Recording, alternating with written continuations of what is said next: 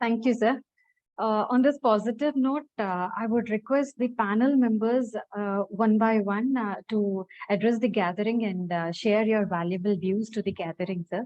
So firstly, I would request Dr. Ilangu, sir, to share his views to the gathering, sir. Ilangu, sir. Usha, I Yes, think sir. you can tell the affiliated organization. I think Dr. Longo from HCL like that. Yes, okay. So Yes, that sir. other panelists can understand. Yes, sir. Dr. Ilangu, sir, from HCI Technology, sir. The session is hand over to you, sir. Thank you. Thank you, Dr. Rajamurugadar and Dr. Usha, for the opportunity given to me to share my views. And before that, I would like to give a brief introduction about me so that you may feel my points sometimes serves a purpose. My basic career started from academic, right from 1993 until 2020. I was in academic institutions, right from NIT, VIT, and PhD Tech. And recently I moved to industry in 2020. Then the first industry I was there for about 1.5 years. I developed a good team and delivered many projects. And recently I moved to HCL Technologies. Here also I'm given responsibility of building 250-member team to deliver this multimedia engineering project on VLSI platform. Why? Because I'm telling all these things. I'm able to understand that difficulty in terms of academic, and similarly, when I moved here, whatever challenges I'm facing in terms of recruiting good talent. So I would say specifically, this institute has got some flexibility as they are autonomous and they are self-driven. I can quote because I've been in Board of Studies member for 2 consequent meetings. I've been observing the way in which they're conducting and taking input from all academic experts and industry experts. In my view, they are refining it, but this is one part. Second part, right from my last company, when I tried to recruit, even I recruited some candidate from Ministry IT. When I try to recruit good talent for my domain is data science. I'm focusing on machine learning area. So when I try to recruit good talent for this particular domain, challenge which I'm facing is students are not strong in fundamentals, one point. Then students are not focusing on one vertical and get familiarized themselves. And third point, which is almost a vital one, students are not having proper personality part in terms of attitude. So these three are the major challenges which I'm facing. In fact, I've been interviewed almost 4,000 candidates. Not 4,000 I interviewed, 4,000 candidates we have taken for recruitment process. And we were able to take only 70 to 80 candidates successfully recruited and joined. So I would like to insist a point that students should be given strong fundamentals. Then students should be motivated and they should be given good guidance to focus on one vertical where they are really interested. Some of these students, they basically say that, what is a platform you are strong? They say 3 or 4. They can say 2 area, that's fine. Maybe 3 are also acceptable, but they cannot say more than 3 because 1 or 2 only they'll be able to focus by themselves very well. They may have a natural interest on that. So the faculty member or the mentor or the tutor or proctor may be able to identify this particular interest on the student, and accordingly, these students may be focused for a specific area. This is one feel I have. Second one, they should take it seriously to implement something on the real life example, real life projects. And when we interview for this R&D oriented projects, we hear from students that I know fundamentals of C only. I know fundamentals of Python only. Like that, they're telling it. But our expectation in the industry is they should be strong in that. They should not be saying that I can take training and get match for you like that. So the students should be motivated to focus on specific platforms in programming, in coding, in designing. Then they should be strong in implementing any real life problems. So the academic institution, I think your institute is doing, But in general, I'm telling academic institutions should also focus on giving problems which can be used for training their real life knowledge. The socially relevant problems can be chosen by a faculty or a department, or a group of projects can be taken by this industry institute interaction cell. This may be supplied to the every department. This set of all projects may be collected in discussion with people like us. We are very happy to collaborate and support the young minds, and it will be useful for us later part. Maybe in the first year, if we have an interaction, give some of the list of projects to you, you may be giving it to them and they'll be trained on that. And third year, when we are trying to recruit some people, people will be ready for absorption. So in industrial challenge, you may be hearing about the recession part, and we are all afraid of it. And some industries started doing it. So in this scenario, what we are expecting, we are unable to give training to the young candidates. We would like to take a candidate who is ready to take up a job and contribute something in the first day itself. So these are all the gaps which I'm feeling. Students should be focused on doing real life, socially relevant problems, and they should exhibit that in their resume. And some of in the industry, hope you might be knowing, there are 3 or 4 directions industries are recruiting. If they are interested in only on service side, no problem. If they are interested to work on customer side, no problem. But if they are interested in working on core area, they must have strong basic knowledge and also the core knowledge in the relevant field. This is essential. And we need to motivate and guide the candidate to focus on the core engineering part only. Other customer side support and all, students who are all not in the specific domain like CSE or IT or AIDS and all, not required to work on service side. The service side, any branch people can get some training and work on it. That's not a big deal. But institutes like this, or the academic institutes, are having responsibility of producing good engineers in the core area only. And our institutes will also be rated based on the proportion of the candidate who are all employed in core engineering industries. So this is the way I see the students. In fact, we can say the students are very good in basic knowledge. Sometimes they are unable to express, and the students are having very good in basic knowledge. They have expectation beyond their scope.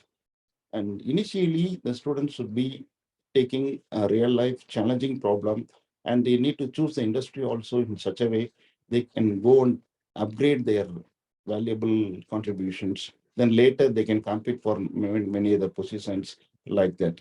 So the institutes can focus on giving guidance or motivation to build up their attitude, then to build up their fundamental knowledge along with core specialization. Then the coding part should also be given proper training, and students should be bold enough to take real life problems which are all socially relevant. So if we train the candidates like that, students will be really marketable. They will be able to take the candidates happily from the institute. In the board of studies part, as you were mentioning, I know your institute taking much and much time, and very frequently, once in a 6 months, you're all working with the industry and academic experts and refining it. It's very well going on. Maybe I would suggest internship duration can be full-time internship duration can be increased as we have a flexibility of modifying the syllabus being an autonomous institution. Some of the institutes in Tamil Nadu, they are now revising it, making 1 year internship, like final year, 7th and 8th semester. Fully, they are permitted to full-time internship with the industry. And some institutes, they're even trying to bring it down to 6th semester end. So 6th semester, once they enter, they are given permission to do full-time internship with industry based on the students' credentials. So this type of modification also you can accommodate based on the guidelines. Then this may help the candidate, which are all very useful for the industry. This is all my small suggestions and observation. And thank you very much. Let me join wherever you are asking me any other queries. Thank you. Over to the panel. Thank you so much, sir. Now I would request Mr. Mahendran from Caterpillar to share his valuable views, sir. Mahendran, sir. Over to Yeah, you, good sir. morning all. Hope you can hear my voice very clearly. Yes, sir. Yes, sir. Yeah, so thank you and thanks Usha and Dr. Murugadas and others, panel members and your management for having such a good session. First thing I want to thank everyone to have such a good session with collaborating with both the industry and the education and our industry. That is a really great thing which I think everyone has to initiate this and thank NCRT is initiating and doing well. So to have a quick introduction about myself, I am Mahendran. So I have basically I'm a mechanical engineer, but however I'm in the field of supply chain and logistics industry for the last 20 years.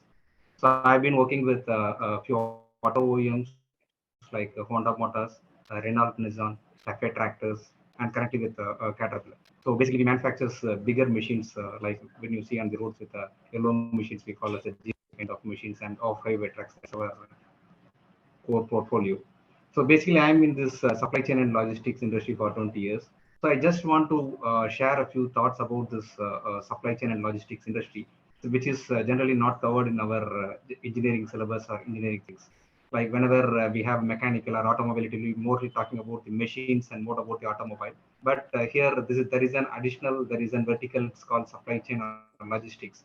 So to have a high level, like in India itself, this supply chain and logistics, especially the logistics, which contributes 14% of our country GDP. And if you see the global value, they say it's nearly $12,000 billion industry. So why I'm saying about this logistics or supply chain industries, it's somebody see this is as a different from the engineering industry. No, but today the way the supply chain and the logistics industry goes, it's very linked with the engineering industry. Like whatever the you do, maybe after the post-COVID, everything or during the COVID time, everything had been halt, but the logistics cannot be at a complete halt. So everything has to be keep on moving. So there is a lot of engineering and other background things are working in the logistics industries to support this industry. So there is a different kind of inflow and outflow is maintained in this logistics industry, where the role of engineers is very crucial for this. I will say some example, like we all know that, for example, if there is a supply chain, we have to move from US to India, if the transit of 40 days or something, there is so many different entities are there, and we need to have a network engineer who has to plan the networking. Okay, how this flow can be done, what are the alternative way this flow can be done, how we can improvise on the transit date and lead date, how we can add the value to the customer. So it's a complete chain. When I say chain, it's like a chain reaction, like point A to point B, point to point C. If there is any break in the chain, then the entire supply chain will lost. So in any industry, the supply chain and logistics will contribute 60% of the share. What I mean 60% is like if you have a material value of 100 rupees, 60% is contributed to the materials. So the way you handle the materials, which brings the 60% contribution to the industry. So how you handle this effectively and seamlessly, that is the key for supply chain and the logistics numbers. So I see there is currently it is a very evolving industry, and future further it will be evolved, since like even today as a common man, like when we are giving an order in a Swiggy or Amazon, what we want to have a quick delivery and safe delivery. That is the expectation. So that makes the industry more to have come up with a lot of innovative ideas how it can become. So there are two ways. One, developing a product and selling to the customer, okay, this is my product, this is having the advantage. And second thing is, there is a problem, can somebody give a solution? So the logistics is mostly come under the second category, where many problems will be there for the industry. When I say industry, it's not only for auto OEMs or telecommunication, it applies for even hospitals or even the government. Wherever you talk, there is a movement, the solution will be applicable. So there is a lot of problem, and the expectation is huge. And when you say the solutions what we have to develop or the upcoming development to be happen, it will be mainly focused on the technology, like where technology is the one pillar, and second thing is the sustainability, since to avoid the greenhouse and others emission, to have the sustainability green thing, that is another thing. So whatever the solution, the upcoming solution, it should be based on these two pillars of technology as well as this green. So So that will be helpful for the industry in reducing the CO2 emissions and other things. So since like there is a general mindset in the industry or from the education side, okay, engineering means it's only core engineering, but here I'd like to emphasize there is an other verticals like supply chain and logistics, which is also related to the engineering. So that also there's another new vertical which can be exposed. And one more point, I want to stress on the conceptual learning. Like even I think Ilango from HCL also mentioned that, like whenever he said that whenever the new candidates come, they have to adapt to the quick environment. So I think the college is the right place where you can put that, how to bring that conceptual learning. Like why it is important is, okay, today I will be in this field and tomorrow I will be in a different function. So there are even some organizations having that every 3 years I have to change the role. Today you may be in a supply chain, tomorrow you may be in a manufacturing, tomorrow maybe you may be in a marketing. So you cannot say that I will work only for a manufacturing, I will not go to a marketing. So whenever you have, there is a change, you have to accept the change and you have to have that conceptual learning. Okay, so there will be a quick learning and adapting to the new environment. And the second thing is whatever the external things, whatever we are doing from your education side, the basic thing what I will generally emphasize on the our own internal thing. Whatever we talk about the external learnings, education, personality development, internally also, like how we can manage these situations. Like when you come to the industry, like there is a challenging pressures will be there. Even you do 99% correctly, and even that 1% error will damage your 99% correct. So that is the kind of service level expected at the customer end. So always we heard correct customer is the king. So it's keep on going. So whatever the service you do, that the next time it's come, what is better? Today I'm at 99. Okay, can you give 99.5% as a improvement in the performance? So that's expectation. Rising the bosses keep on changing. So in order to keep changing and accomplish the pressure, the person should be having enough interpersonal skills or having some better mind management. So that should be also part of a curriculum, so that at any pressure, with his knowledge acquired, he can able to sustain the industry and contribute to the industry. So that's it from my side. Thank you all.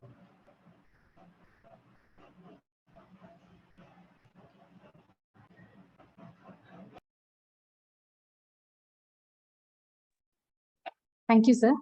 Now, I would request Mr. Ramakrishna from Effortronics to share his valuable views, sir.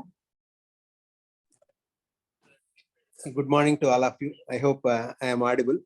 Of course, especially Indian industry or Indian academics and how the Indian manpower is getting developed, there is a lot of challenges is there.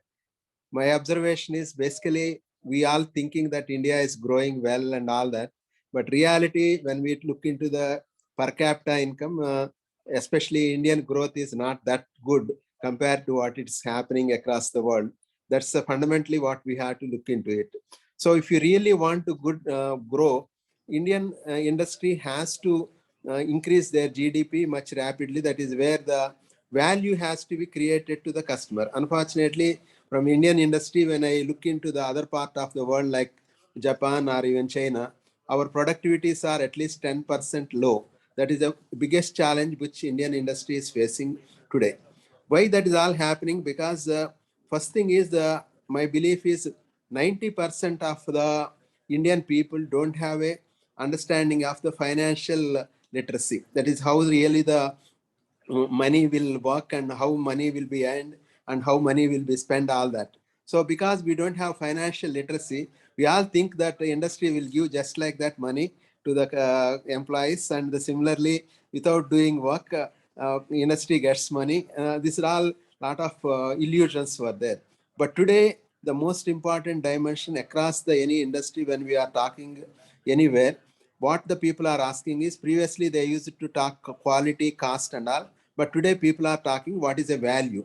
Value means what are the total benefits we get from the product and what is the total cost management of the product. That is where any discussion today is on value. Are the people are able to understand what is a value, how I will be able to have a capabilities to build the value. That is the first important thing as a student has to understand, rather than thinking that I will join in some institute and automatically they train the people and they do everything. That is where really the challenging dimensions which industry which we are looking today from the manpower dimensions. Across the world, this is a challenge. Today, last few days back, Google said they are reviewing 10,000 people. Why they Google, the people who joined in the Google, they are all talented in my opinion. Otherwise, they would not have taken that into that organization. But after some time, what they found is they are not relevant and they are not really adding a value to that organization. That's where they want to remove.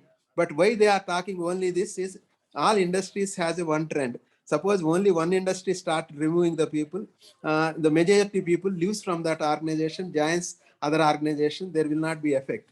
That's where when this type of recessions or something comes, almost every organization will take that as a point and they try to remove all the people who are not really capable in the organization. But the people who has a capability, they will retain them. That's a general trend in any organization. That's what biggest challenge today is. Anybody, whether I am able to create a value to the organization, that is value to the organization is indirectly value to the customer. If I am able to create a value to the customer, I am going to be always relevant in the industry and my job is always guaranteed. If the job is not guaranteed in this institute, at least some other institute, that job is going to be immediately is guaranteed. That's a first fundamental point every student has to look into it. What is that value when we want to create that result of that value? What the type of capabilities the student or the employee should have? Today, olden days, people used to talk about knowledge and skills, but today people are talking about capabilities. What is the difference between knowledge and skill? Is a capability is a mindset plus practice into technology. These are the three dimensions which we have to look into it. What type of my mindset is there? What type of practices I am following? And both together, what type of technology I am using? That means what is that needed is whatever that activity I am doing, whether I am able to do it efficiently in a more collaboratively, because today the world more of a industry 4 technologies where the collaboration is in a milliseconds and seconds, because machines are able to talk to the machines and the data is getting exchanged. All of you know that we are all using Amazon and that type of things. When we are trying to buy some product or solution, what we are doing, the things which is coming from Delhi or Bombay, within 2 days, 3 days, it is reaching to our home. How that is all happening? Because the moment we order even at midnight, the order is placed in that within few hours that is reaching to the Amazon center. At least in a Amazon centers also 3 places it is changing in the same city and finally reaching to some other destination. From that again changing 2-3 destinations. If you see how the transactions is happening, at least 7 transactions is happening in a 2 days time and reaching to the home. That is where really the efficient system of systems is working more effectively. When the systems is working with that much efficiency, whether are we really trying to fit into that system, and are we able to think that I have to create that type of value? That is what is a most important dimension which our mindset should be. If we think that my job, somebody is going to give me the job, somebody is going to pay higher salaries, and somebody is going to train me, I am not need not worry about that. So if you are trying to the dimension to other managements, then naturally that will not happen. That's where Indian productivity compared to Japan 20 times lower. That is fundamentally what we have to.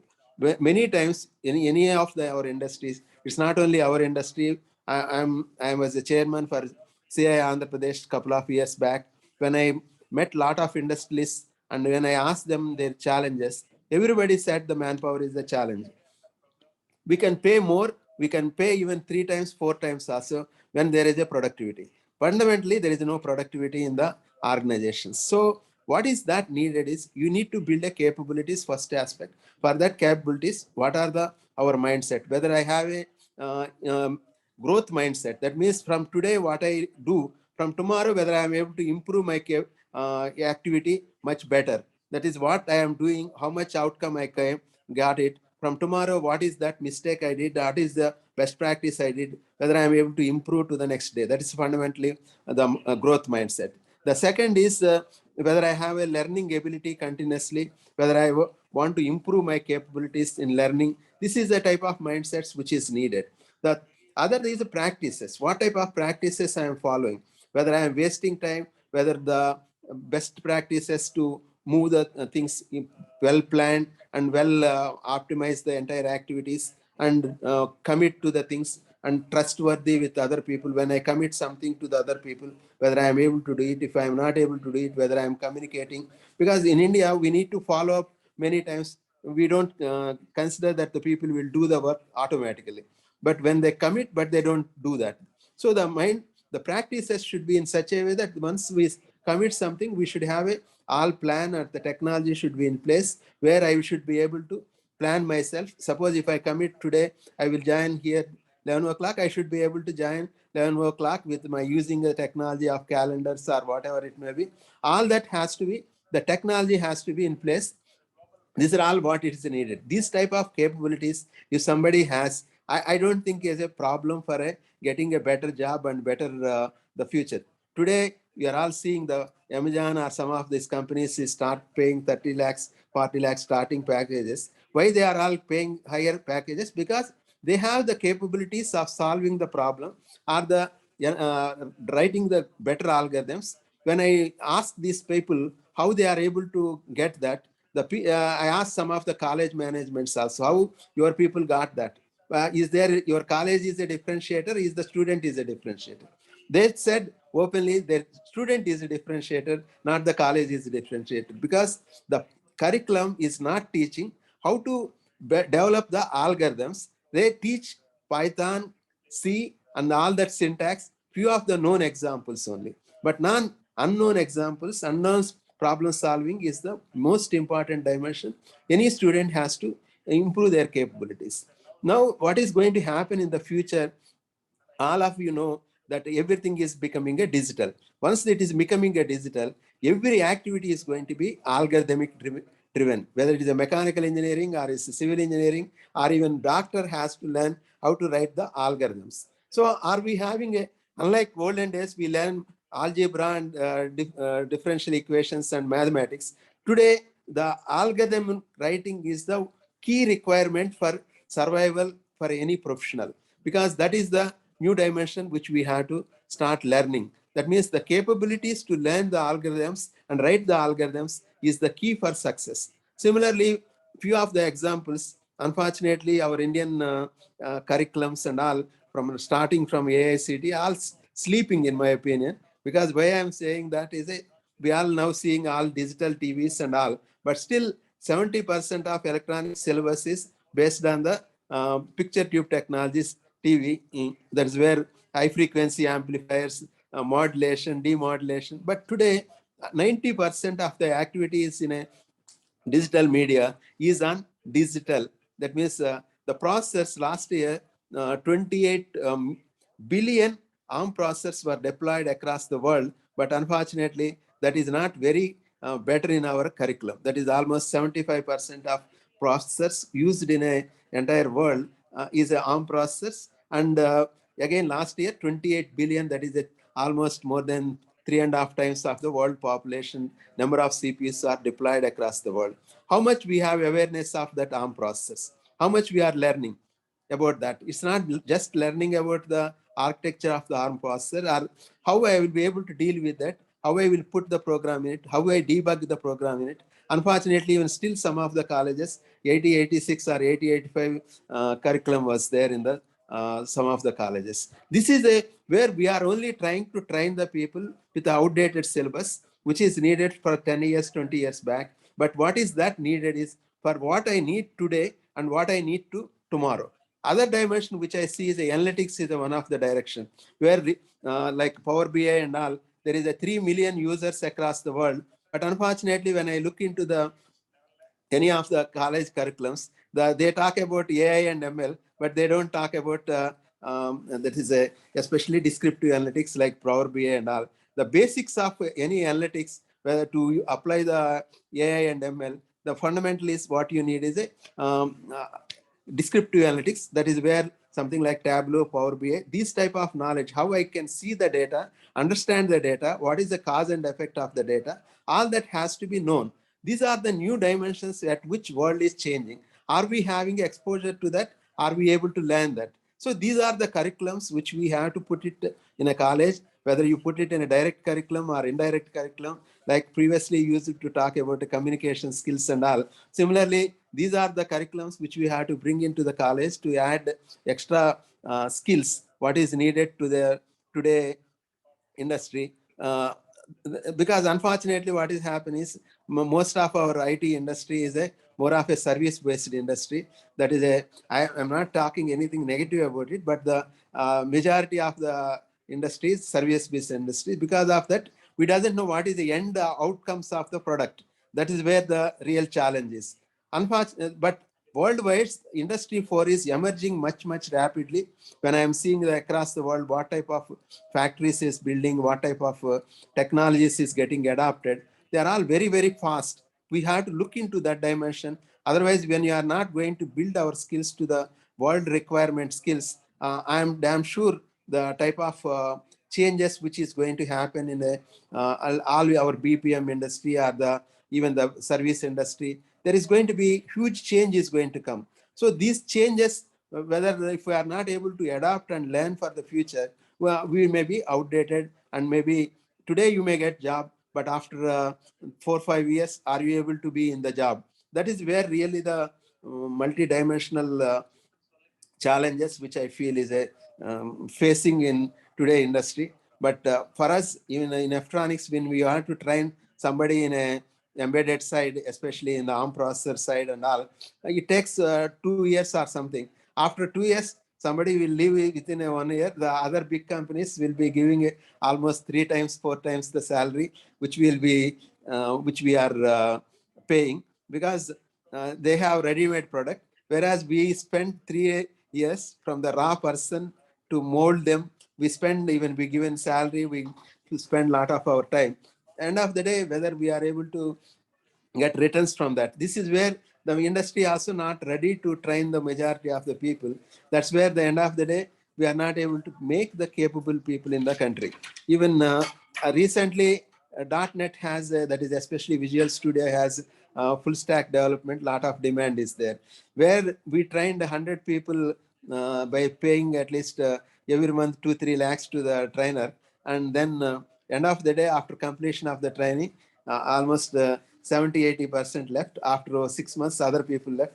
The people who left, they started getting 3 times, 4 times the salary, which we are giving. That means 4 lakhs when we are paying as a package. Others started, even that fellow doesn't know how to write a simple problem, but the industry started paying the higher salaries because they need .NET professionals. That means what is needed, if somebody is already able to have a capabilities in the Visual Studio and are same way in the ARM process in the college or even his extra time, automatically their job is getting guaranteed and they will be able to get 3 times or 4 times the regular salaries which people are talking about to some 3 lakhs, 4 lakhs packages to the 10 lakhs, 15 lakhs packages. That is a straight away industry is ready to do that. It's not that we are conservative. Every industry is ready to pay that. The only even simple example is recently some of our people who are working in a PCB design, a diploma holder with a 2 years experience, we may be paying around 2.5 lakhs to 3 lakhs. Suddenly the big company started paying 5 lakhs to 10 lakhs. These type of requirements is coming because the new industrial, especially Industry 4 technologies, needs a lot of different skills than the routine skills what previously people used to do. This is making a lot of opportunities. Only thing is one side how the academics is able to aware of these dimensions, and other direction is how the student will be able to learn. Learning is not going to be that easy. That is where you need to put a lot of effort. I remember lastly, I want to say, when I was studying MTech in IIT Chennai way back 81, 83, at that point of time, only IBM 370 was there. Now I have a lot of opportunity to spend all my holidays and evenings and write the solve various problems in that. That helped me to develop a new products and solutions with the basics. Similarly, at that point, I have a opportunity to work with the 8085 process. In entire IIT Chennai, only we have 6, 7, 8085 processor kits were there. Luckily, my guide has 2 he gave one with me and asked me to do multiple experiments along with that. So because I have that kit with me, the moment I have that, I have a zeal to do that. I learned and did not only my project, I did some of my friends' projects also on that. That helped me to improve my capabilities and skill, which helped me to build a lot of solutions for Indian Railways and other applications indigenously without following any international technologies. That's how, in my opinion, one has to improve their capability. Thank you for giving me this opportunity to share my thoughts. Thank you so much, sir. Thank you, sir. Usha, I have one question to sir. Sir, I just need your suggestion or opinion. As you rightly pointed out, the IT industry or any other industry now changing with more dynamic in nature. Morning one technology, afternoon they are saying bye, and evening one technology. It keeps changing, rapidly changing. As you suggested, as you mentioned, the competency of the employers is not perfectly matching or not clearly matching with the organizational goal as well as the other related ecosystem. My question is, as you rightly pointed out, getting a job now is easy, but sustaining in the job is more important because everybody should be like an autonomous learner. They need to update the skills as well as leading to the productivity of the organization. My question is, nowadays the industries have annual appraisal system, and though the individualists should take the responsibility of empowering themselves with skills and other attitudes, is it not the responsibility of the organization, though you are doing from Effectronics, all the organizations can do kind of upskilling program and retain the employees, no, sir? What is your view on that? As I said, basically our industry is more of a service industry, Indian industry. When it is a service industry, their job is they need to have a ready-made employee who will be able to fit to the international client. And the moment he get order, he should be able to cope up to that and give the take the job and complete it in 3 months or 4 months. They don't have much time. Whereas the product development companies, we have more time. Basically, we plan the product much early and we study it, and then we prepare the people towards the technologies and all that. We'll have some of the product which we did some 10 years, took 10 years to release the product. That type of timings will be there. Of course, 10 years is a higher, but at least 2 years, 3 years is a minimum time available for us to build the product. But whereas the service industry, if somebody is not having a manpower ready, that's where the people, whoever in service industry, they don't mind poaching them immediately wherever they are by giving 3 times, 4 times salaries also. Even long back, I'm talking not now, in 2004, all the IT companies in Hyderabad met and said, we should not poach, and at least if you are poaching also, there should be, they should take the permission and all. After only 2 months, everybody breached that. Why they breached it? Because there is a client who is giving a huge amount of dollars. If that is not going to fulfill, their target is not going to fulfill. That's where the entire service industry is the driving the Indian industry. That is the biggest challenge, which whatever you are asking, I really agree. That is a duty of a service industry. That is industry, but the industry has division. Yes, sir. I entirely agree your point, but you hinted one of the sensitive point, like the industries needs ready-made candidates. I too agree, because they don't want to train and deploy them in their real-time work. But at the same time, now the higher education institutions say they are training for a company X. Finally, the true fragrance of curriculum for a holistic development of the learners is now missing now. Anyway, we'll discuss more on that. I hand over to Usha. We have time for interaction in the later part of the discussion. Hand over to Usha. Thank you, sir. Now I would request Dr. Tushar, sir, from SPCU Udaipur, to share his valuable views among the gatherings. Tushar, sir. Yeah, thank you so much to everyone. I hope I'm audible to all. Yes, sir. Yes. So extremely thankful to the Director of NSRIT, Dr. Raja Murugadas, Dr. Priya, then talking about, yeah, Dr. Verma, Dr. Usha, all the industry delegates, all the eminent people from the academia, students, and everyone. So a very good morning to all of you. And from past, I may say 45 minutes, we were listening to the industry experts. In fact, I would like to appreciate the kind of inputs and suggestions they are sharing with us all. So before going ahead and talking about sharing my views and insights on this in this particular gathering, so let me share about myself. Since from past 2 decades, I am associated with industry and various education university across the country. And majorly, some of the education university were promoted by GMR Group, NTPC, and the JK Cement. So currently, I am associated with JK Cement's SPSU University, that is in Udaipur, in the capacity of Director Partnership and Placements. So categorically, if I talk about the today's scenario, especially in terms of various challenges for the education institute, it may be university, it may be an autonomous body, or it may be anything. So basically, to cope up with all the transitions that is happening since from past 2 years, I may say, categorically pre-pandemic, during pandemic, and post-pandemic. So these days, technology has impacted every industry, including the education as well. We have seen the pre-pandemic era, pandemic era, and the post-pandemic, and that taught us many lessons. Online education existed before also, but during the pandemic, it shooted like anything. And I must say that Education Institute should also be aware with regard to the both sides of this online education. There are advantages and there are disadvantages as well.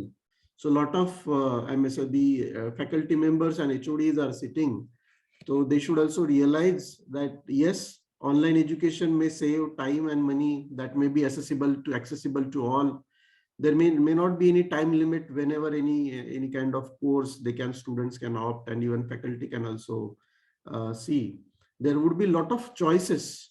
At the same time, it has limitation in terms of dependency, lack of resources, disengagement from the society. So this is with regard to the online education. I have just sensitized what is happening, and as a faculty, as a education industry, we should be aware with regard to all the, again, I am saying the both sides of the coin. Talking about our students fraternity, so we have received a lot of inputs from the industry people. So coming back to the other side of the table, yes, our students, because all the whole sorts of affair we are doing for the betterment, rationally, if I say holistic development of our students, and students are at the center. So keeping this in mind, nowadays, for categorically for a student, sky is the limit in terms of job opportunities are wide open, maybe nationally or globally. The time has gone when particular institute may be counting on a particular industry for the empanelment, for kind of recruitment and so on. So nowadays, a lot of global and a lot of national and multinational companies are engaging and recruiting the students through nationwide contest competition and the hiring process. Our students should be well aware with regard to what is happening. And as the education institute or the university, we should always feed all those practical, I may say, knowledge. We should impart all those knowledge, share all those information with our budding managers, with our budding engineers, and with all the budding graduates of the university. So that will keep their mind open in terms of in what way they need to progress their career. So if I talk about what would be the success mantra for, again, if I am saying students at the center for all the affairs. So categorically for the student, because he needs to manage so many things. He needs to cope up with the changing environment, changing technology, lot of expectation from the industry, expectation, the trend, industry trend, it's highly dynamic, changing almost on hourly basis. So the success mantra for a student would be what the institute also should focus categorically on his attendance, his aptitude, and rightly shared by many of the industry expert in this gathering, that is the attitude of the student. So these would be the 3A. And again, if you would like to again make it more simple, so students' participation, his preparation and his performance in the academic classes, in the industry oriented activities, maybe in the industry guest session activity, maybe in the live projects, maybe in the case study, maybe during the internship. So these 3As and these 3Ps would definitely matter a lot. We were taking lots of input, yes, of course, from the industry people with regard to enrich our academic curriculum. And again, I am saying kudos to all the industry experts. They have shared really very rational inputs, and that matters a lot. Curriculum should be robust. Yes, we agree, and it should be industry ready. But at the same time, it should not omit the basics and the fundamental. That is most important. While modifying our syllabus and while modifying our curriculum, it should be designed in such a way to make it more interesting for the students. Please take it as a note. Make it more interesting for the students. When we talk on values, ethical behavior, integrity, honesty, let us also plan to include pinch of it in our curriculum. Very much indeed required for, again, I am saying, our budding graduates.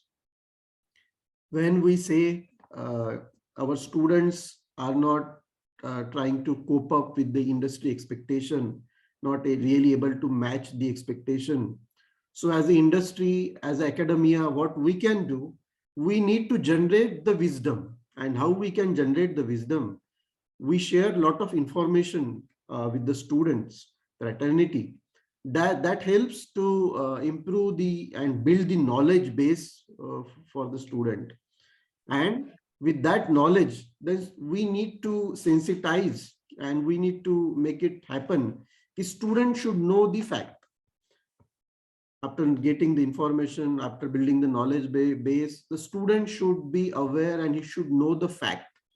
And he should not stop there by knowing the fact.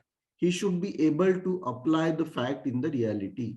So application of fact would help to generate the wisdom of the student, and that would help a lot. Again, I am saying making him industry ready, making him best of the best candidate in the academic examination, being topper of the university. So in both ways, for academia and for industry, if we are able to generate the wisdom of the candidate, yes, we can create the success, so many success stories.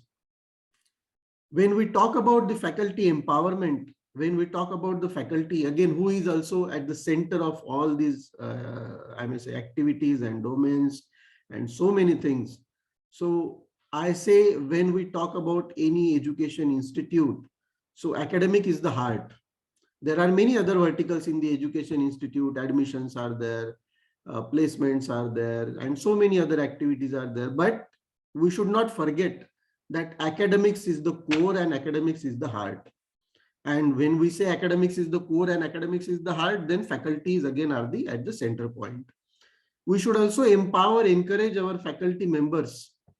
We should incentivize our faculties if involved in the industry institute interaction, if they are responsible for the student engagement beyond the academic hours.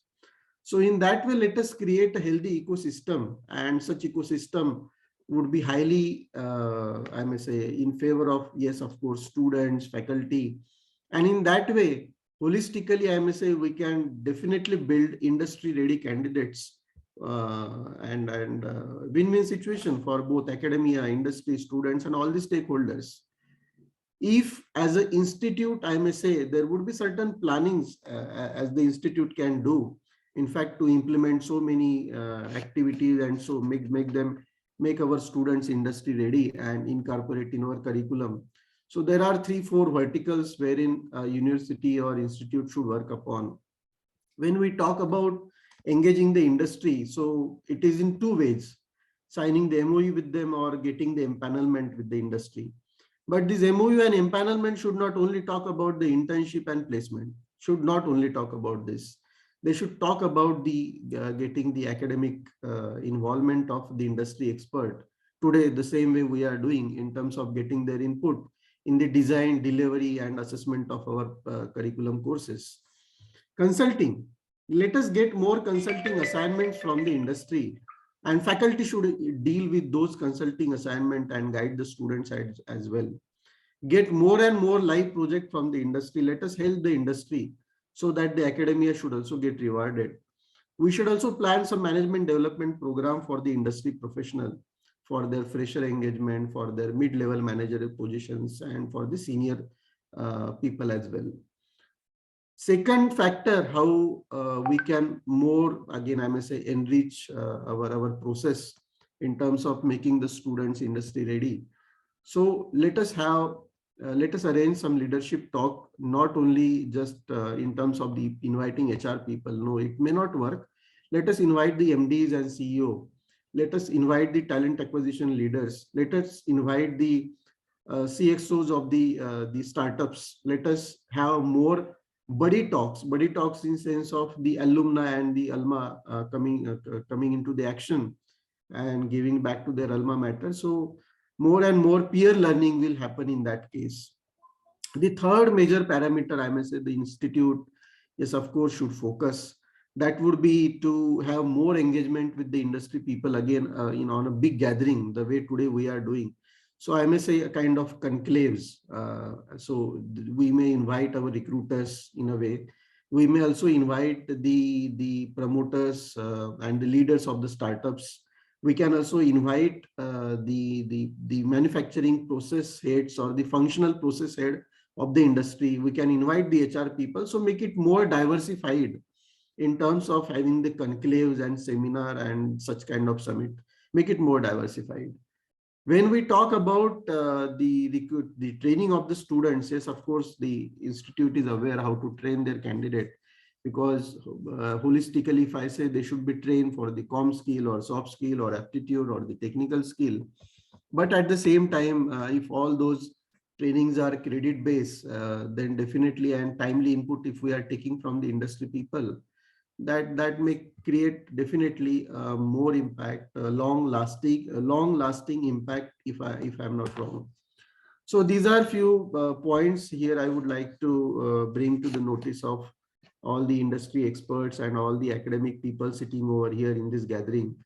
And of course, if I say if we have a great intent and a great will, so definitely we can create so many success stories.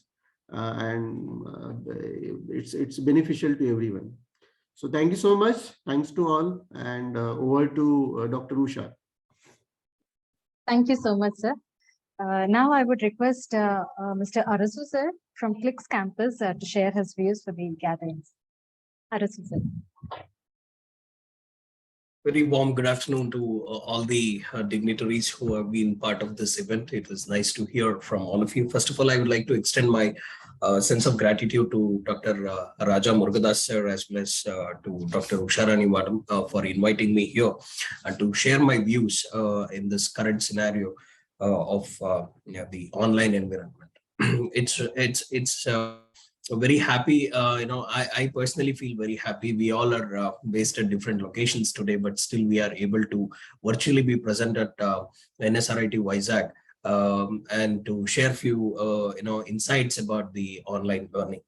More than the online learning, it is very important, as Dr. P. Ilango sir, Mahendran sir, Ramkrishna sir, Tushar sir expressed. The stakeholders play a very, very important role when it comes to any business or any organization.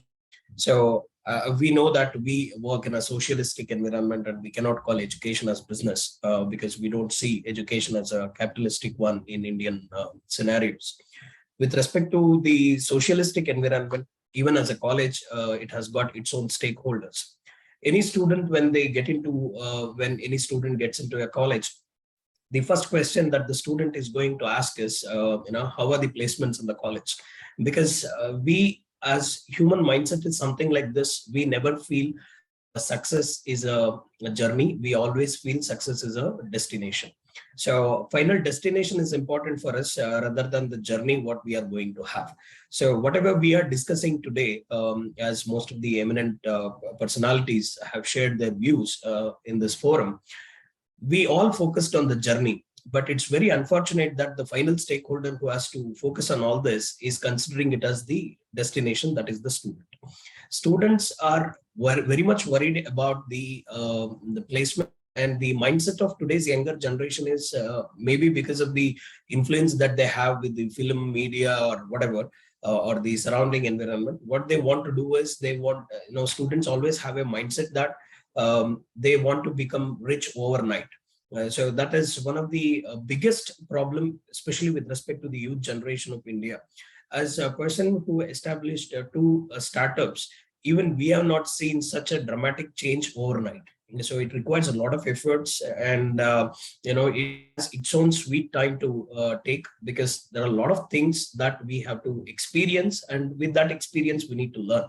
So today's students, as Ramakrishna sir was expressing, there are companies which are offering 30 lakhs, 40 lakhs packages for the freshers. And it has become a trend now.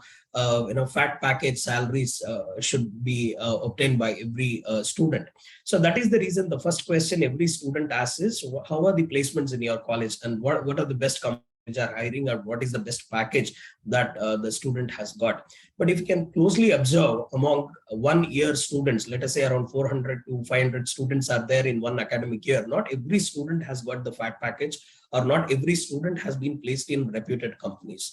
So according to me, any company which makes you to learn and gives you a wide exposure to the latest technologies, and one which is going to make you strong in fundamentals, and the one which is going to give you a strong base for establishing the right here, is a good company. Whether it is a startup or a multinational company, that doesn't matter. Or whether the company is paying 2.4 lakhs or 5.5 lakhs, that doesn't matter at all, as long as we are the freshers. Even when I started my career with Infosys Technologies, my take-home salary was somewhere around 7,000, even after deducting the guest house charges. And so my overall package was looking at 25,000, but at the end of the day, the handful amount what I was getting was around 7,000 rupees. But the experience that we got as a fresher, especially when I started learning the C programming and Java in Infosys, it was totally different than the C programming and Java what I learned in the academics. My focus was to clear the exams and get the first class in the academics, rather than understanding it at the application level. So that not only me, any engineering student, whether he is today in engineering or in before he was in engineering or in future, our focus, especially in this type of education system, we are very much focused on our marks, as well as we are very much focused on the job that we are going to get at the end. But only when we get into the understand that industry is expecting something else than what we learned in the 4 academic years. And that is why this new education policy, as well as this NAAC, NBA guidelines, will focus more on the industry exposure to the students. And coming to today's topic, that is, this online learning or online mode of learning will significantly contribute for the success of the students. Because if you look at the locations of the engineering colleges across India, not every college is in the tier 1 city or the capital city. Almost 60 to 65% of the engineering colleges are based in the rural outskirts. So online learning plays a very, very important role and a significant role in reducing the distance, or in reducing that gap what is being required in the industry. Because every student cannot work in the industry. As also we say that internship is mandatory, not every student will get the opportunity to work. And that's how we started up the idea of Center of Excellence in CLIX campus.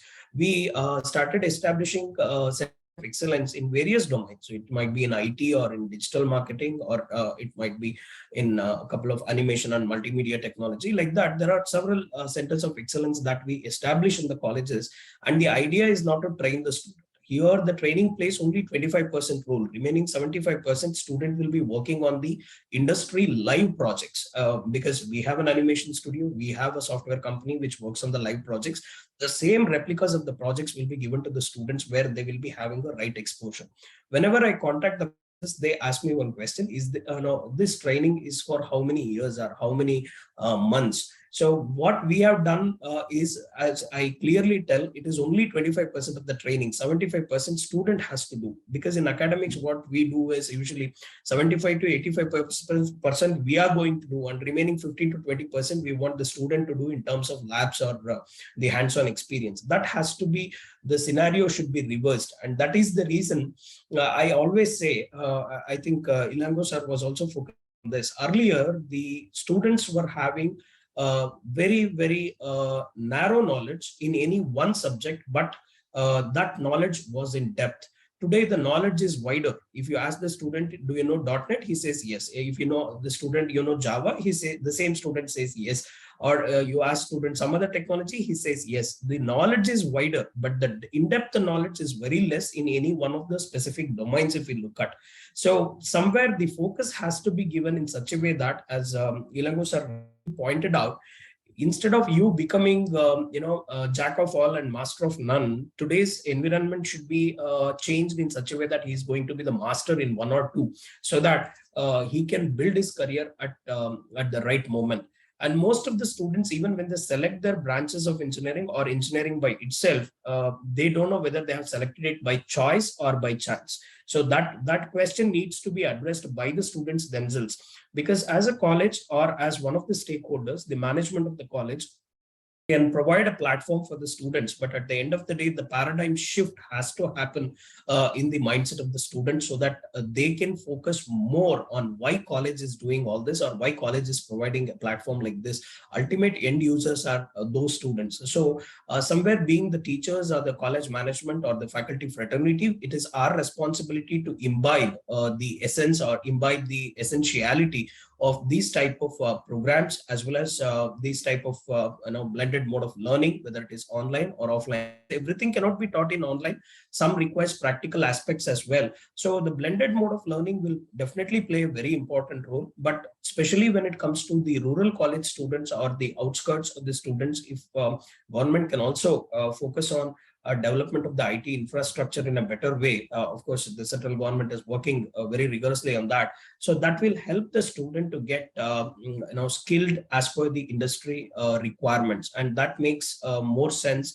And the if you can observe the company Infosys or TCS, earlier they were having specific number of campuses that they need to visit for campus hiring. Nowadays, it is not like that. They are giving open hiring process for all the colleges, irrespective of their locations, because most of the talents are also there in the outskirt colleges, and they also study the same thing. Their engineering mechanism is also the same, but they need to be given with the opportunity. With that intention, many companies have got a shift in terms of the hiring process, and they made it open. So it is highly appreciated, and the same initiatives should come up with various companies, and all this is happening because of the online mode. So more than we as a college or as the management, it is very important for the students to understand why online plays a very important role, because ultimate stakeholders are them, and they need to make use of it. So that is why, especially in this scenario, NSRIT has done a very good, arranged a very good forum today to discuss all this, and let the students also watch this. And students should understand, sometimes they feel that offline is always better than the online. No, online, you have a lot of advantages, you have flexibility, and you have a lot of resources which are available, and that makes the distance very shorter. And this makes things to happen in a more effective way, in a more cost effective way. So that is the reason online plays a very important role. And it's a blessing in disguise that COVID has made online environment to be more familiar for the students as well nowadays. And the only thing is, India is a country with huge population, huge diversity. So IT infrastructure will also play a very important role in the scenario. I hope the smart cities, as well as a lot of other plans which are coming up by central government in getting association with Google, might help to make sure that the knowledge is going to reach the students in a better way. And that holistic development, what we are talking about in terms of the overall development of the student, will be made possible. But students are students of So it is our responsibility to ensure that they need to understand why all this has been done. So with this, I appreciate the efforts of NSRIT, especially in organizing this and giving me a platform to share a few words. I would like to conclude this by saying change is the law of the nature. So always we need to get adaptability. We should have that adaptability nature so that we can get updated with the current trends. See, telephone was replaced by a mobile for almost 30 years, but the same mobile phone was replaced by smartphone within a span of 2-3 years. That's how the technologies are, technology is growing nowadays. So being the technological students in engineering colleges, students should understand the importance of fast-paced, career, how it is growing, and corporate world is highly challenging and ever changing. As Ilango sir said, out of 4,000 students, around 80 students have got selected, means the ratio is coming around 1:50, where out of 50 students, 1 is employable. As I say, India is not having the problem of unemployment, because if I ask major industrialists who are sitting here, how many openings you have, they will say very good numbers. India is not having the problem of unemployment. The problem is unemployability.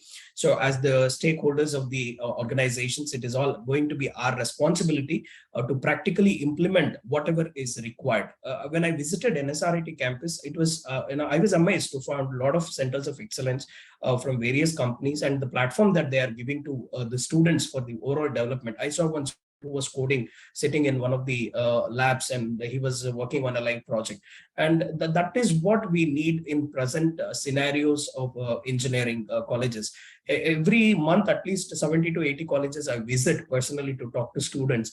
And always I found that it is very, sorry to say this, but this is a fact, but students of the final year engineering would get scared to speak few words in English. This is the scenario, not in every college, but in most of the colleges. So as engineering students, we need to be comfortable with art.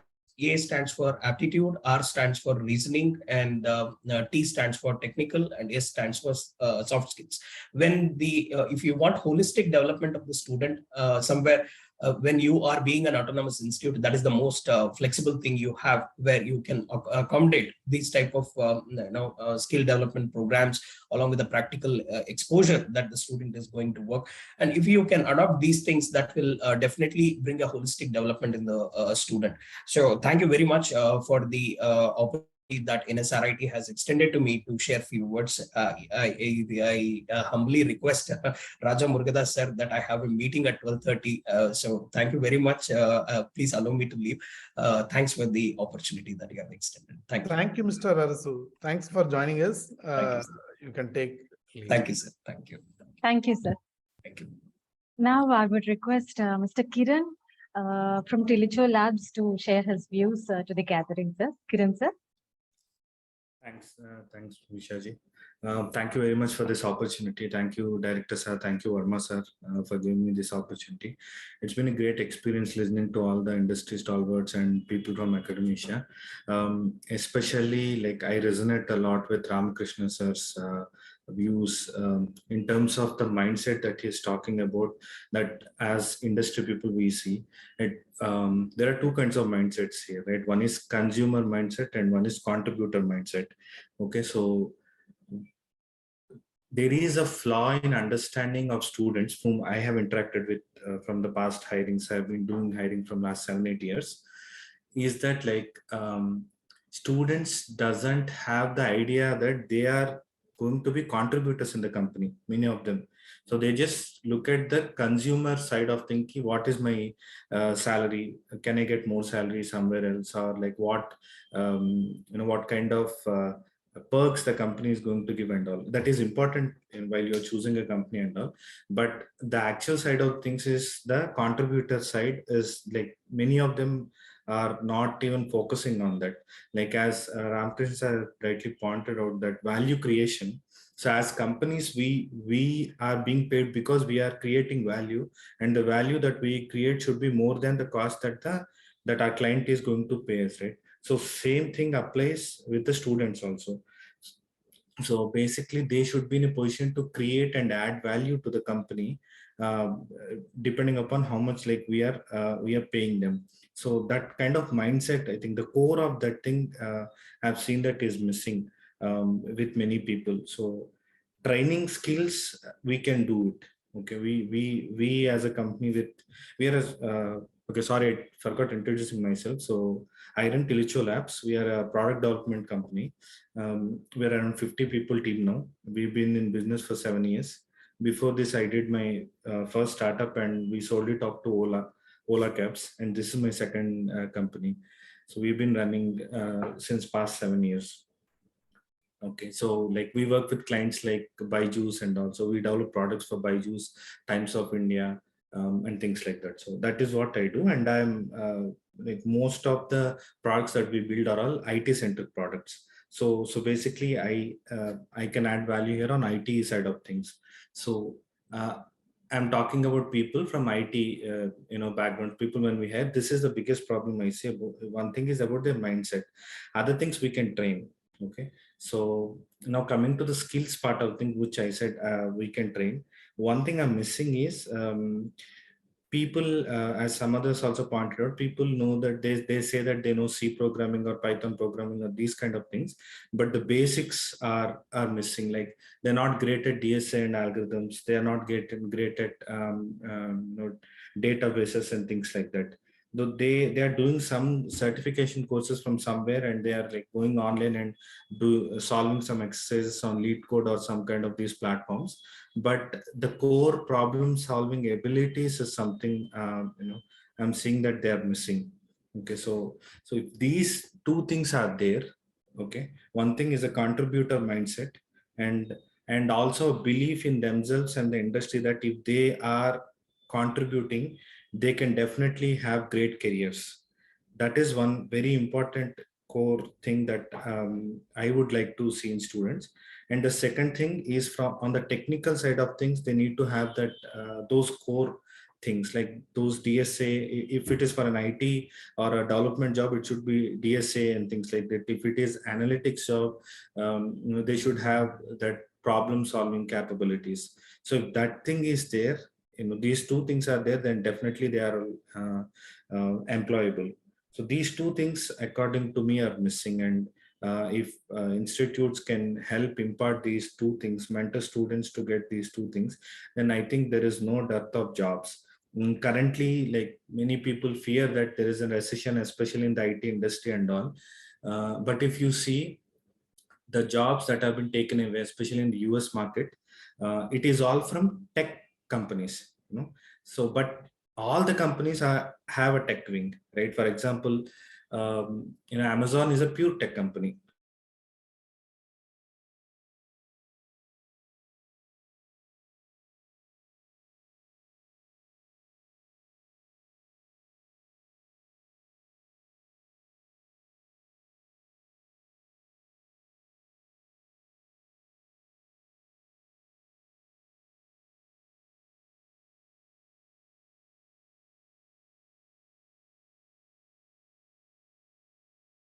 But not tech companies. They haven't fired any people, and they are recruiting a lot of people that are coming from this tech meltdown, right? And if you observe history from past 15-20 years, these meltdowns keep happening, right?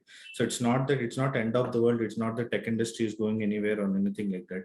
And especially tech industry has its footprint in every other industry, and more digitalization happening, more and more tech jobs gets created.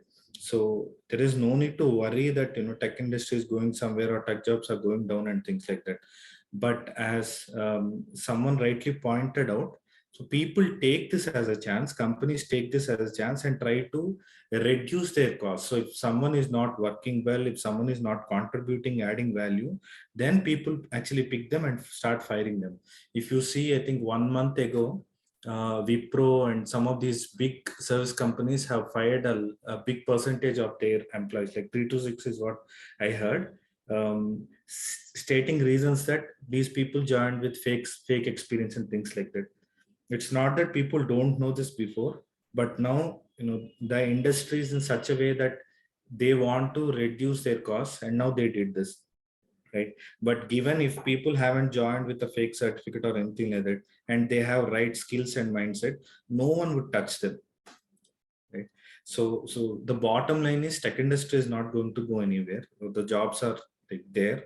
So the right kind of mindset and right kind of skills, if people have, they definitely flourish in their careers. So from this is like from an industry perspective, jobs are there. I can ensure that jobs are there. There are lots of opportunities across the globe in India also. Like even we, being a small company with like 50 people, we are planning to recruit like 20-30 people this year. And it's not an easy task, trust me. So last time I recruited around 20 people. For them, I need to at least talk to 4,000 to 5,000 people to recruit these 20 people, right? So it's not that like there are no jobs. There are lots of jobs. So having the right mindset and skills would ensure that everyone gets these jobs. And like about Murugadas sir's point that why can't companies train people and upskill them? Okay, so my take on that thing is, sir, as you rightly pointed out, it is very important that companies also do this, and it is our responsibility to do this. So, and we are also striving to do this. As Ramakrishna sir also pointed out, what happens is after a 6 months hardcore training, people leave us, right? And they go somewhere else for a higher salary. So that, and then there is a pressure from client that we need to deliver the project, then we have to go and look for ready-made talent. So it is not our default option, but no, that is something we have to deal with. And in fact, all the big service companies also, they have a huge training wings, right? Like Infosys have a training campus itself. And so it's not that industry is not trying to do that, but there are like other challenges that we need to deal with regards to talent. Yeah, I think I'm done with my points, Ushaji. Thank you very much. Thank you, Kiran sir. Sir, due to the time lapse, sir, I would request the panelists to brief their points about the summit for 2 to 3 minutes, sir. So on this note, I would request Dr. Jayachandran sir to share his valuable views to the gathering, sir. Jayachandran sir.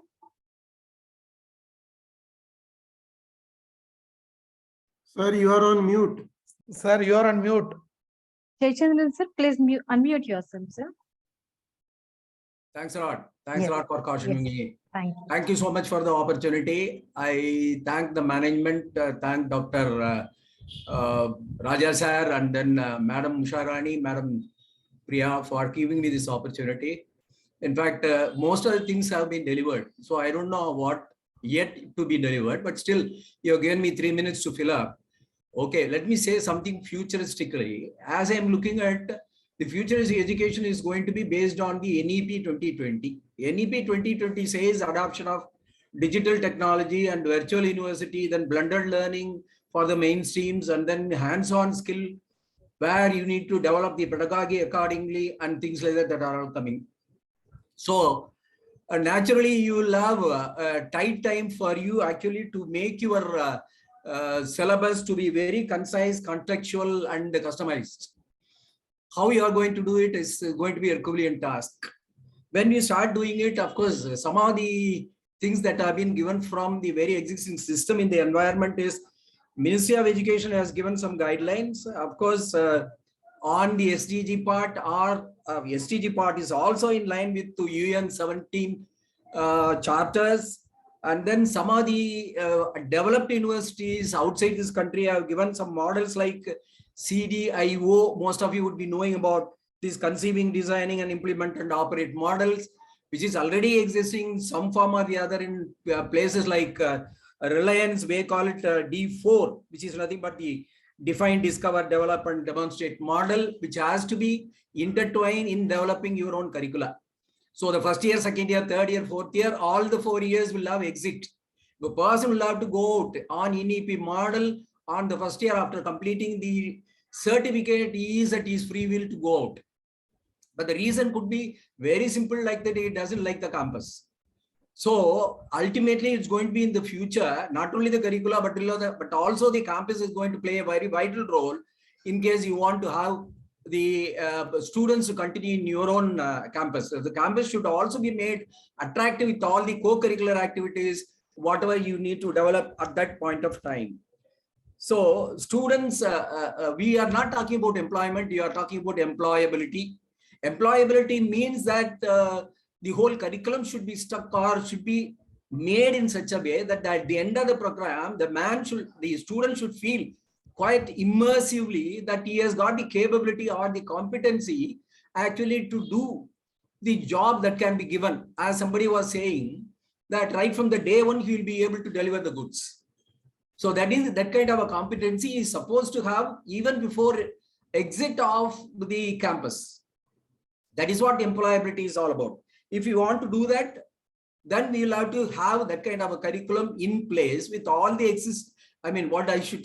the kind of a curriculum plus the student learning model, which should be experiential, mostly experiential. So right from the first year up to fourth year or even beyond, it should be what you call experiential learning. And that experiential learning where the student will be at the center, a 360-degree, he has to look at it. All the people around, including the parents, should play the role of a stakeholder. Unless until the parent feels the importance of them, it will not be reflected. By the time any advice goes from the campus, it has to be suitably reflected by the parents. Parents should not all the time feel, I paid 15 lakhs to the campus or to the institute, so it is up to the institute to give them some placement and all that. That becomes ridiculous.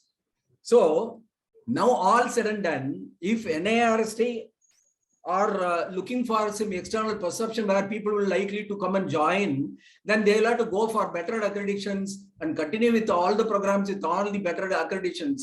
When I say accreditations, I may say about simply Abbott or NBA. Because Abbott and MBA, they are all aligned with Washington Accord. Until unless you are not going to do that, the problem will be your certificate will not be valid outside the country. So then again, you got a problem there in terms of your certification. So that has clearly become a mandate as far as OBE education is concerned. So clearly now, including UGC started saying, or they have already given a circular saying that no OBC, no accreditation. That is going to be a futuristic education. Kindly take care of it. Thank you very much for the opportunity. Thank you, sir. Now I would request Mr. Babu Rajendra Kumar, sir, from Freshworks to share his views to the gathering, sir. Babu, sir. Hi, everyone. Very good afternoon. Thank you all my fellow members who are giving various insights and thoughts. And I would like to thank NSRIT for providing this opportunity for me to mention my views from the industry perspective. And thanks to Murugadas sir, Usha, Rani, and Sriram. And a little brief about me, I could correlate all the points that you guys are mentioning. And currently I'm working as a director of engineering from platforms in Freshworks. Prior to this, I worked in top 5 companies in the world. From Oracle, maybe around a decade, Amazon as part of the fulfillment, logistics, sort center, and Amazon Fresh Delivery, where our Ramakrishna sir and one more person, I just forgot his name. Yeah, from the HCL, they are not HCL. Mahindran sir mentioning about the logistics and fulfillment. And I know the pain point 10, 12 years back, how a customer orders in Amazon Fresh, we have to deliver back in the doorstep within 7 hours, right? And I have also worked in Microsoft, where they cater next billion people in the world. Now I'm heading platform division within the Freshworks. So coming back to the topic, right? Historically, I'm doing a part of the campus placements and getting the students joining into the companies like Oracle, Microsoft, Amazon, DEP, Freshworks. The major difference I have seen from past 15 years to today is mostly I have hired from the people from NITs, IITs, and these big colleges, BITS Pilani, etc. Recently, last 4 or 5 years, I'm started hiring from the Tier 2 and Tier 3 colleges. The biggest gap is ability to speak, demonstrate their willingness. Academics will do most of the cases is nothing but a ability of the knowledge or provide the guidances on what is the technologies they have to learn, and they will show the references. It's a student's responsibility to grab those references and then create their skill. A person, once they have the skill, they will, when they practice it, they get the ability. Having the skill and the ability, if they demonstrate willingness to work on, then only they get an employability. Having a skill and only the ability, they will not get anywhere. That's a point number one. Point number two that I have seen is they cannot express what they have in their mind. They always look for shortcuts. First 2 years, the biggest struggle the people will do is they want everything in a WhatsApp. They wanted to type like a single character at a time. If I give a keyboard, they struggle. They all want, they say that, hey, can I study from home? Can I work from home? Pandemic has given them a flexibility to work from anywhere. But how will they learn from their peer groups? I can 100% guarantee that all the knowledge that everybody has acquired in this group virtually is 60 to 70% from their peer group by looking at them, how they do. When Ramakrishna sir is mentioning about traffic signals, railway signals, etc., I could correlate the engineering project I have done in 1997 in Madurai railway station, where we are digitizing the railway station, whether the train is present in the platform, did it left or not. I could recollect all the C code that I was writing 25 years back. So I'm looking for that kind of a thing where people will say that, hey, I'm getting a job. Does this college has got what is a percentage of placements? And if I get a place around 3 to 4 lakhs, I'm safe. They're safe for the next 1 year. After that, like Kiran sir is mentioning right now, is on a lot of layoffs are happening in the recent industry. Few more people have mentioned it, Elango sir and other people, right? The layoffs are primarily happening is during the pandemic time, everything is work from home, and every industry has to grow, like Byju's and every online courses, etc. They need a lot of content very quickly. They need a lot of availability very quickly. They hired everybody. Now every company is looking for optimization of the work because they have paid 2 times, 3 times of salary. Now the margins are going bad. Now they're redefining what exactly they wanted. Look at the electronic industry, right? It has changed the systems like anything across the world. Today, with a small 5-inch, 200 grams device in your hand, you can do so many things. And I'm sure Ramakrishna sir will create a big 500 pages book. Every page will have a different use case for your next 500 days. Very unique use case, right? But what are the students ready to accept? All they need is YouTube, or they need a WhatsApp, Instagram, etc. While those are good and they are needed for the entertainment, what students have to do is, hey, what I need today? How will I get an employability? What should I learn? How much I should learn? And up to what level I should learn? Today, most of the academic students, what they are seeing it is, hey, if I read last 3 years paper, I'll be able to pass. Hey, in any case, this exam is mostly MCQ. If I put everything is B, I'll get 25% of the marks, right? And I'll be pass. All they need is recently campus recruits that are done by varieties of services companies and consulting companies. They just hide the people because they feel they can train them. Later, they understood that they cannot train them. Now their layoffs are happening. The question is, the training we need is only the cream. The original base should be with the original base, like a cake, should be with the engineers themselves. They all need to know, every student should all need to know that, hey, software industry is a very huge. There are varieties of roles and responsibility when they join. It could be design, it could be coding, it could be SRE, it could be DevOps, it could be program management, product management, support, maintenance, etc. Every individual have to figure out, hey, which area I should concentrate, where I can go 4 level deep into that so that I can be comfortable on that, right? Today, if I ask them, hey, what is the textbook you studied for your electrical? Maybe 5 in 100 people may say BL Taraja name, but all of this group people know what is BL Taraja. Students don't know, they know only the test papers. We should come out from the curriculum saying that, hey, you should get 75%, otherwise you are not employable. No, we should get into a place where, hey, you need to understand what is the content that is needed, the skill. How do you create an impactful conversations? How do you create and ensure that, hey, what is the ARM processor, right? When Sir was telling about 8086 or very old 4 number digit one, today people don't know how exactly internal works, but internal will tell them, teach them how the things are. And few more topics that I would like to mention and then close this. 10-15 years back, we all looked at something called CMM level quality, ISO quality. Why there is a CMM level 6 is not present today? Why it is not being discussed? Because we went beyond that. People are asking is SLA. Today, people sit in the train and they say, hey, live tracking of the train. 1,000 people are traveling on the train and everybody is looking at the same website. How does the website give that fast information back to the system? And one of the example gave is, hey, there are around 7 touch points before a courier is being reached to you via Amazon. I know the pain point of the courier person, what they do, because I have delivered approximately 200 plus couriers in India as well as US by myself. Reason, we wanted to understand what are the problems that courier person faces. Can I solve those ahead of time by giving the proper routing algorithm, etc. And learning is always continuous. Nothing will stop in your life. The life cycle of every product is 3 to 7 years at the max, and most of them is 3 to 5 years. Everybody has to learn every 3 or 4 years a new concept. Otherwise, they'll be lagging behind in the industry. And earlier in our childhood, we would have seen in order to construct a new building, it takes 2 years, 3 years.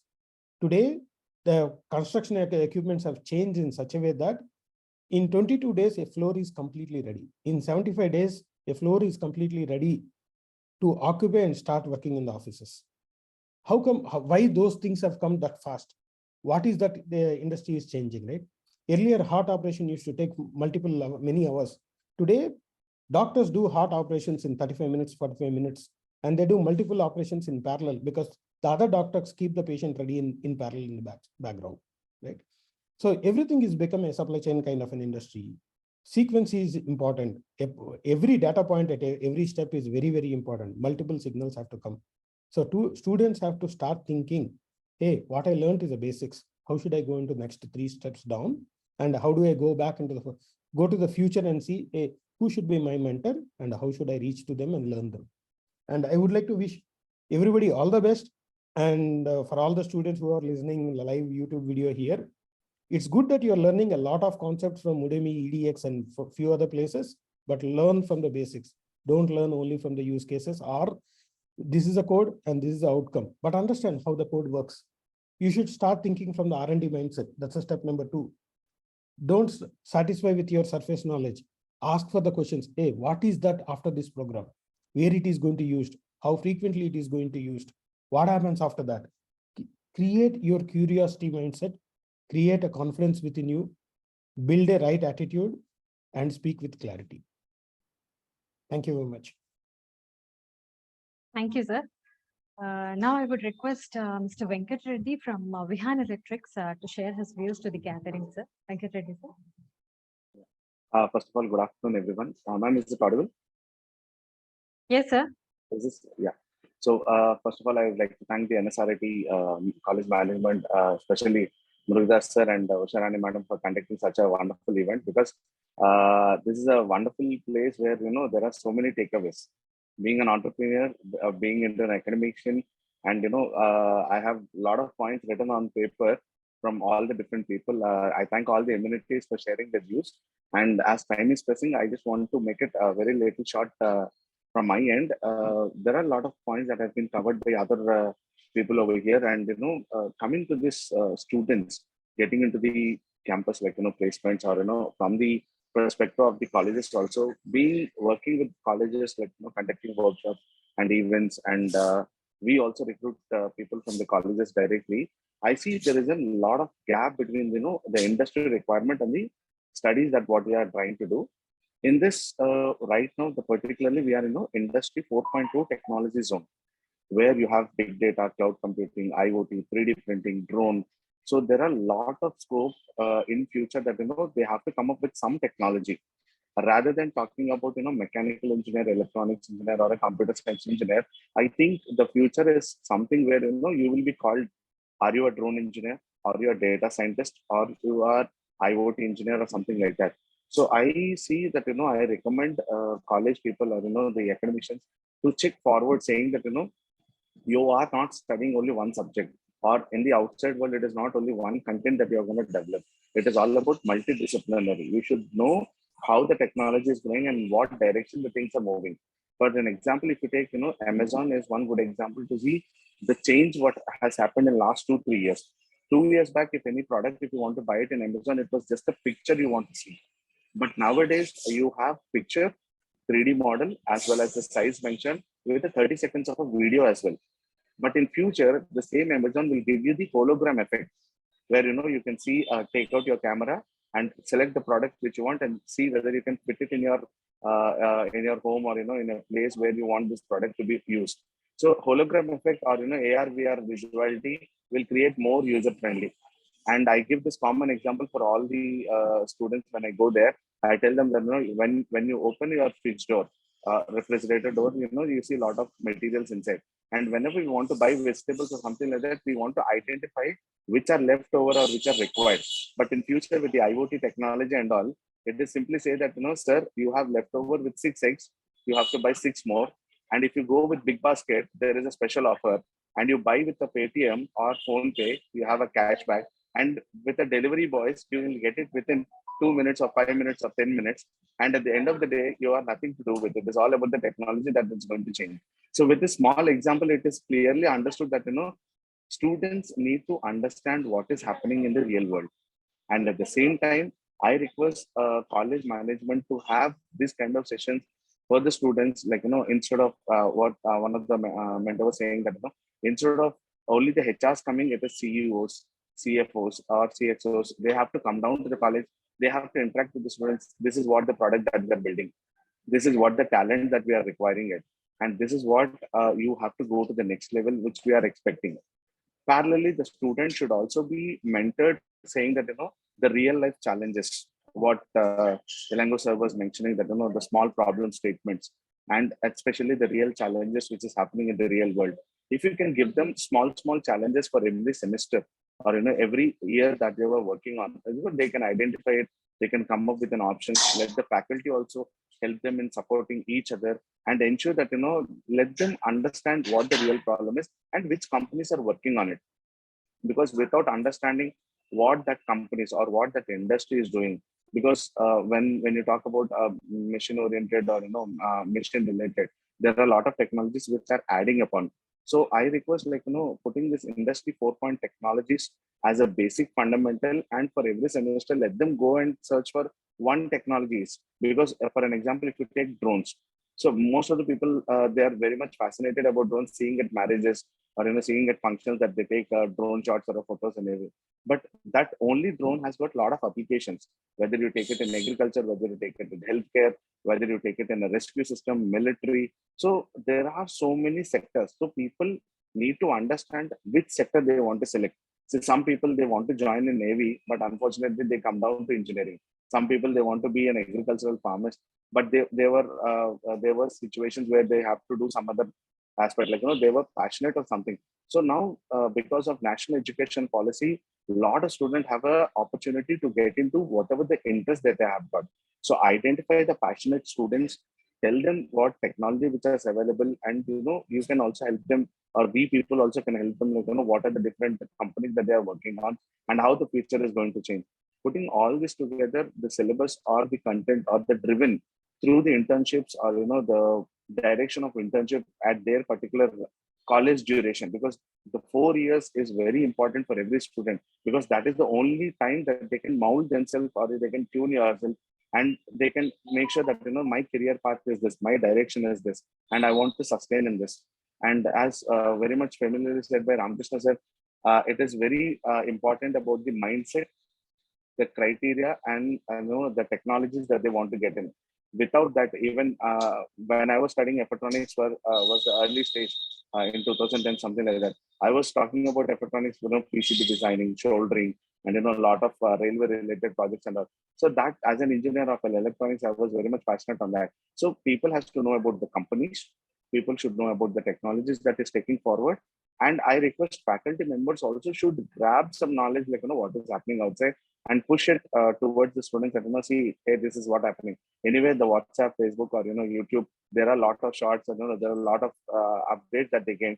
We need to just push it, instead of getting into that Instagram reels, see this kind of technology reels as well, that, they can just motivate it and inspire themselves. So with this, like, taking all the good points from all this, I thank very much for the giving an opportunity, and especially thanks for Muruga sir, because NSRIT is taking a very good direction regarding the internships, or the handling such kind of events and all. Thank you so much. Hello. Thank you, sir.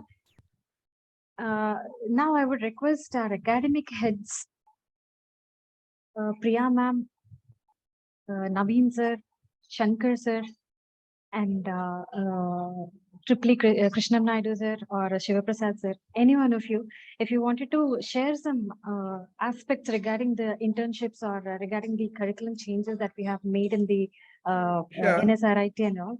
Yes, sir. Usha, Yes, sir. Yes, sir. meanwhile, Yes, sir. I would like to pitch in Mr. Dinesh Hirawat from HMI Hirawat Group. If you want to share anything, he can share. Dinesh ji, are you there?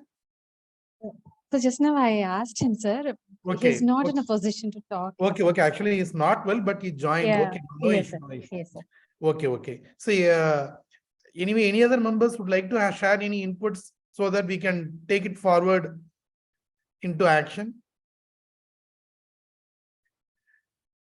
Anyway, I think we are close to one. Let us keep the time management because every person's time is valuable. Let us wrap up the meeting with vote of thanks, Usha. Please go ahead. Usha, you are on mute. Thank you, sir. Thank you. So thank you one and all, and person to person, I wanted to thank through this event, sir, and all the people, all the eminent people who have joined, the national-wide people have joined for the event and made the event very successful.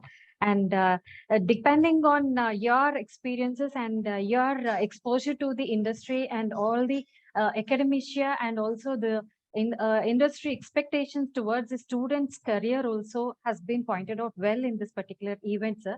So with all the inputs from all the academicians and all the panelist members, I would like to summarize whatever is finished in the event. It is all about the development of fundamentals among the students, like the basic knowledge of what they are going to learn, and the basic expectations also they need to understand from the industries, and also they need to know what is expected from the industry, both from the curriculum point of view and as well as the career growth point of view. And mostly all the industrialists and other academicians and the panelist members have pointed out rightly at the strengthening of the fundamentals and also strengthening of the fundamental employability skills that every student should look into. So on this particular positive note, I would thank every one of the panel members, my beloved directors and our beloved academic heads and all the academic heads of NSRIT, the participants and the students who have been viewing the event. Thank you one and all. Thank you for making this event success. Thank you, sir. Thank you, Usha. So let me wrap up the meeting with, let me join with Usha. On behalf of the entire team of NSRIT, certainly we have spent around 2 hours. I think all your suggestions are well taken. I am very pretty sure that all the suggestions made by all the panelists from different branch of engineering will help the institutions to have a holistic thought process, a kind of a thought leadership to enrich their curriculum, empowering the students, leading to empowerment of our society as well as our country. Jai Hind. Thank you all. Thanks to all. Thank you. Thank you. Thank you, sir. Thank you, sir. Yeah, thank you. Thank you. Thank you, sir. Thank you. Thank you very much. Bye-bye. Thank you.